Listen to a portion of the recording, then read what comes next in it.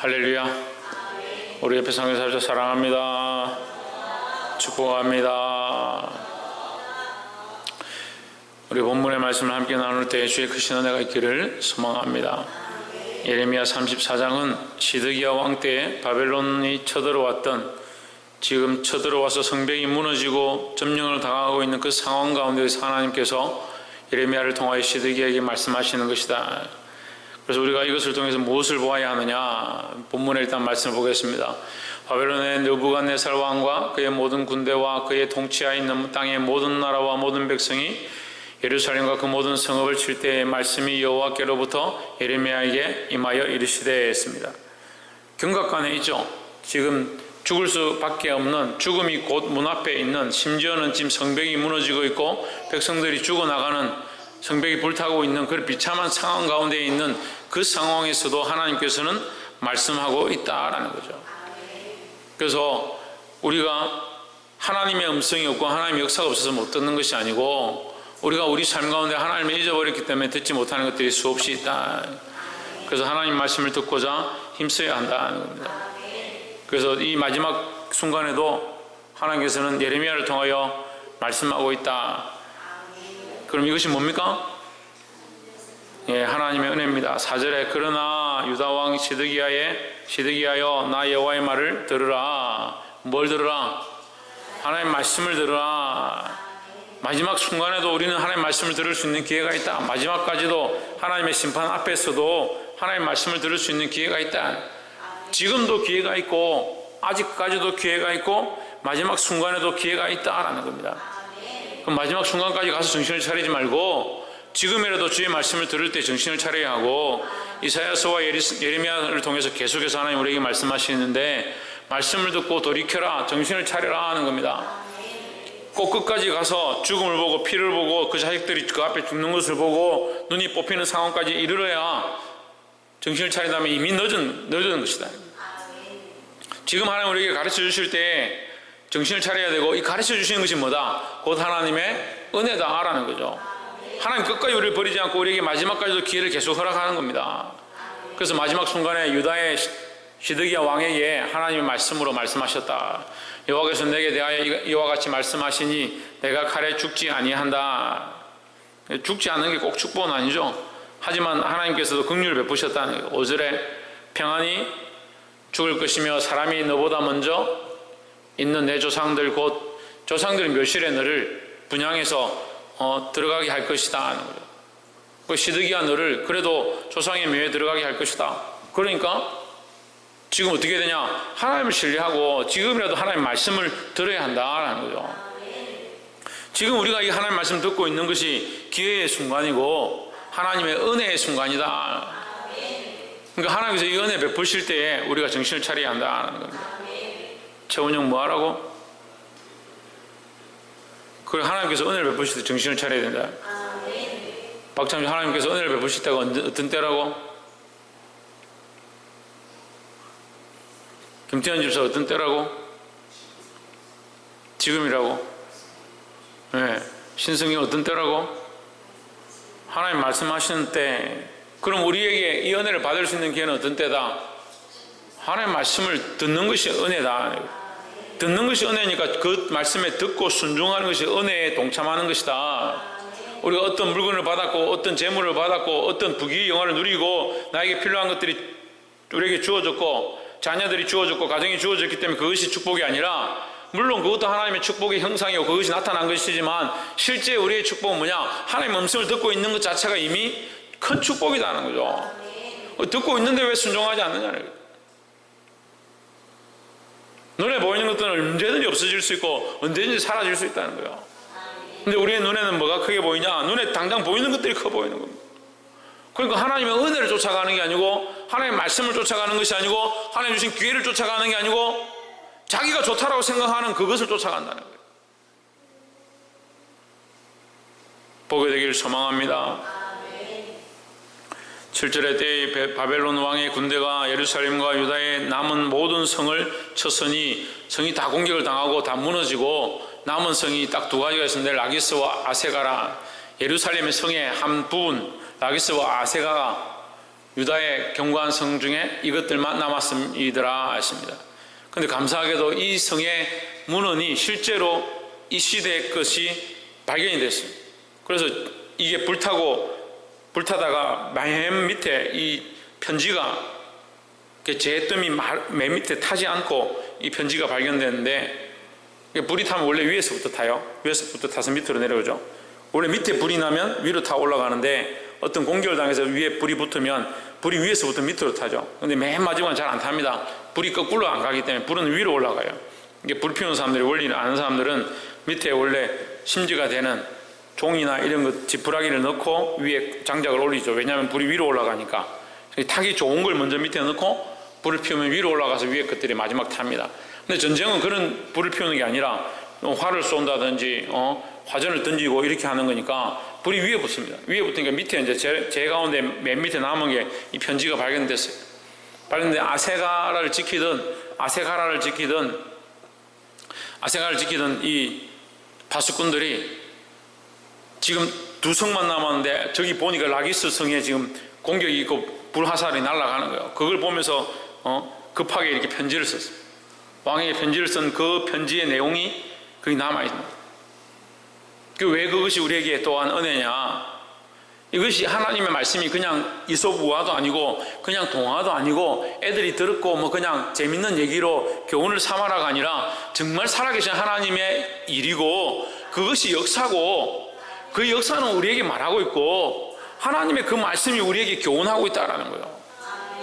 왜 하나님 말씀을 하고 지나가는 것이 아니라 살아계셔서 지금도 우리 안에 역사하시고 그 말씀이 실제로 이 예루살렘 성에 이 시드기야 왕에게 닥쳤던 것처럼 오늘날 우리에게 주신 이 왕정의 삶을 하나님께 맡겨드리지 않고 하나님 앞에 왕권을 내어드리지 않으면 얼마든지 빼앗길 수 있다는 거예요.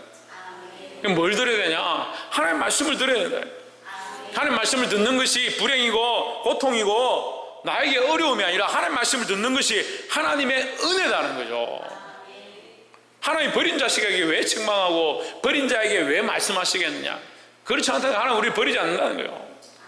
이 마지막 예루살렘이 망해가는, 예루살렘 불타고 지금 무너져가는 이 상황 가운데 성벽이 무너지고 이제 마지막 두 성이 남아있는 이 상황 가운데도 하나님께서는 여전히 예레미야를 통해서 가서 예언하도록 말씀하고 있다는 거예요. 이 하나님의 은혜를 잊지 않기를 소망합니다.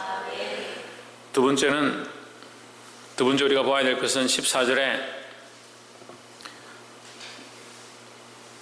너희 형제 이브리 사람이 내게 팔려 왔거든 너희는 7년 되는 해에 그를 놓아줄 것이니라. 그가 6년 동안 너를 섬겼은즉 그를 놓아 자유롭게 할지니라 하였으나, 이게 하나님께서 율법으로 규례로 이스라엘 백성에게 주신 말씀이죠.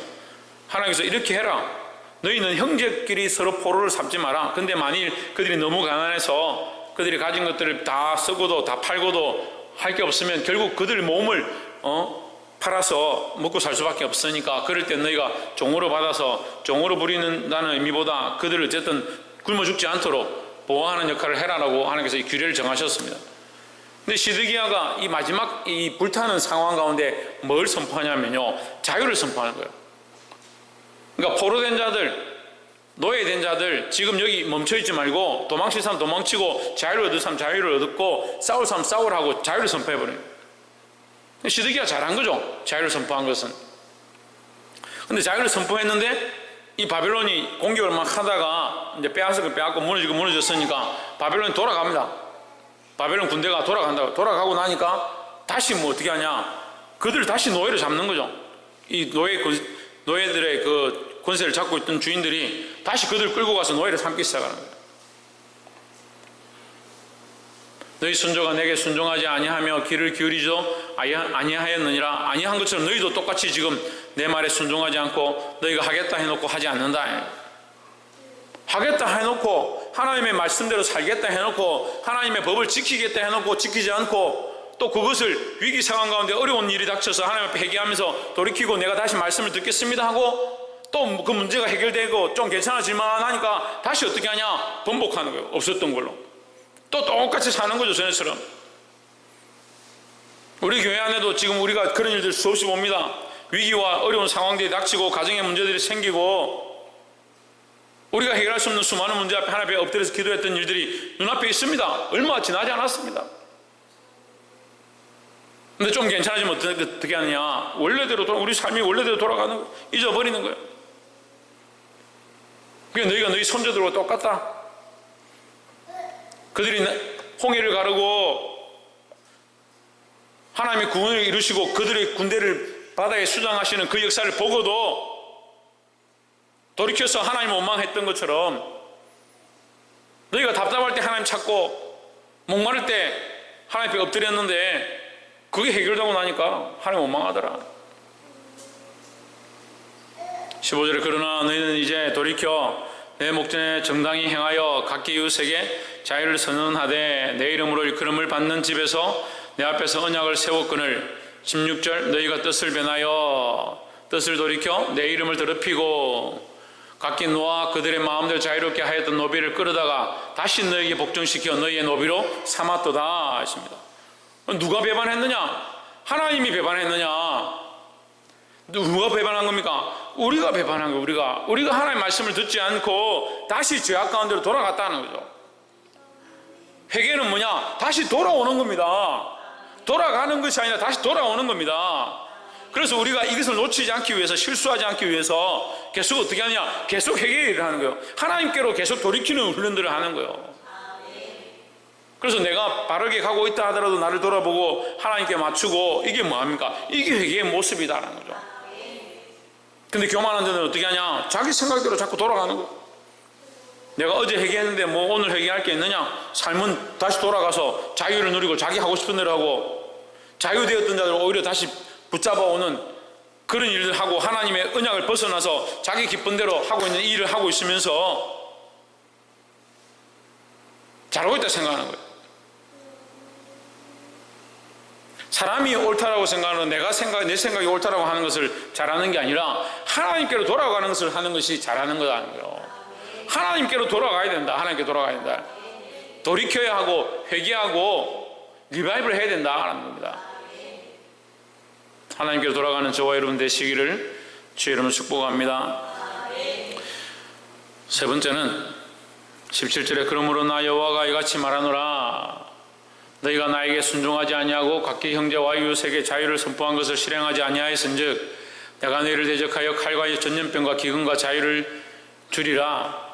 기근에게 자유를 주리라. 너희에게 자유를 주는 것이 아니고 이 칼과 전염병과 기근에게 자유를 준다. 하나님께서 그들을 침노하지 마라. 그들을 침범하지 마라. 그들을 공격하지 마라. 그들에게 병을 주지 말고 그들을 죽이지 마라고 했던 그것에 오히려 내가 그를 풀겠다 이 말이에요. 여호와의 말씀이라 내가 너희를 세계 여러 나라 가운데 흩어지게 할 것이며 하십니다. 세계 여러 나라 가운데 어떻게 하냐? 흩어지게 한다. 18절에 송아지를 둘에 쪼개고 그 사이로 지나서 내 앞에 언약을 세우고 그 말을 실행치 아니하여 내 언약을 범한 너희를 했습니다.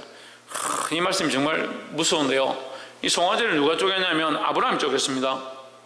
아브라함이 쪼갰어요. 하나님께서 그에게 나타나서 송아지를 쪼개라 하고 송아지를 쪼개고 놨더니 솔개가 와서 솔개를 쫓았죠.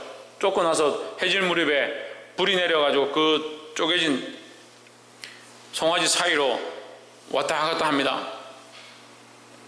그 하나님께서 불로 응답하신 모양을 그에게 보여주셨죠. 그게 뭐냐? 그게 언약입니다. 죽은 생명체, 죽은 생물, 살아있던 생명체가 쪼개져서 죽었지만 거기에 하나님의 불이 임해서 그를 정결케 하고 그것을 받으셨다라는 거예요. 그게 언약이다. 그게 언약을 세웠는데 이게 하나님과 이스라엘 백성의 언약이고 아브라함과 하나님의 언약이에요. 하나님께서 그 쪼개고 그 사이로 지나가신 이것이 하나님의 언약의 모양인데 이 송아지를 받을 수 없지만 그거를 정결케 하셔서 하나님 받으셨다는 의미의 말씀인데 19절에 곧 쪼갠 송아지 사이로 지난 유다 백성 방백과 예루살렘 방백과 고관들과 내시들과 제사장들과 이 땅의 모든 백성을 20절 내가 너희 원수의 손과 너희 생명을 찾는 자의 손에 붙이리니 너희 시체가 공중의 새들과 땅 짐승의 식물이 될 것이며 하십니다. 참 정말 무서운 말씀이죠. 너희가 드린 재물을 받고 내가 너희 죄를 사할 것이다 했던 그 언약을 너희가 스스로 언약을 깨었기 때문에 너희가 드린 재물을 이제는 받지 않고 너희 일을 재물로 삼겠다라는 거예요. 이 말씀의 의미가 그래요. 너희의 피를 차라리 내가 받겠다, 너희의 생명을 내가 거두겠다 이 말이에요.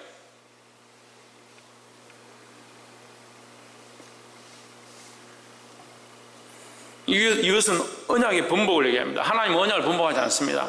우리가 언약을 번복하고 우리가 언약을 잊어버리지, 하나님은 언약을 번복하거나 잊지 않습니다. 그런데 너희가 만일 언약을 저버리고 하나님께서 보여주셨는데도 계속 이렇게 한다면 내가 이 언약을 너희에게 심지 않겠다는, 너희가 지키지 않는 언약을 내가 어떻게 지키겠냐라고 말씀하는 거예요. 우리가 하나님은 하나님 되게 하는 것이 하나님의 역사를 보는 거예요. 우리는 하나님의 역사를 보기 원하고 하나님의 구원을 보기 원하고 하나님 살리시는 것을 보기 원해요. 그런데 어떻게 하냐? 하나님은 하나님 되게 안 하는 겁니다. 사람을 사람 되게 하는 데는 잘합니다. 사람의 도리를 따라서 해야 될 것과 하지 말아야 될 것은 잘 구분해서 합니다. 하나님을 기쁘시게 하기 위해서 우리가 어떻게 해야 될 것이냐, 그런 생각은 없습니다.